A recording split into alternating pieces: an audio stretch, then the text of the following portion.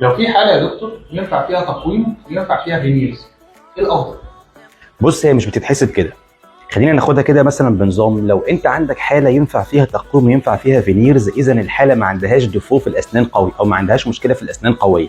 بمعنى الفينيرز نفسها اللي ما احنا اتكلمنا قبل كده في فيديو بس لسه ما نزلناهوش، لما بتيجي تعالج حاجه بتعالج حاجه بسيطه في الاسنان، زي الفلجه، زي مثلا سنان متاكله، زي اسنان قصيره، زي مثلا سنه اوفرلابنج على سنه راكبه على سنه بطريقه ما. فاذا الفينيرز بتكون حل في اسنان نفسها الديفو اللي فيها او المشكله اللي فيها قليله قوي، فاذا دي ممكن ينفع فيها تقويم وينفع فيها فينيرز. طيب برضو اقيم ازاي؟ انا عشان احدد ايه الافضل لازم ان انا اقيم الحاله نفسها. يعني في حالات ما ينفعش فيها غير تقويم فقط، زي مثلا حالات العضه المعكوسه او مشكله في بروز في العظم بتاع الفك نفسه، ده ما تتعالجش بالفينيرز، فاهم ازاي؟ تتعالج بتقويم. طب برضو انا ما فهمتش التقييم هيكون ازاي، ايه الافضل؟ ما بيتقالش ايه الافضل، لان في عوامل بتخش ليها علاقه بالمريض.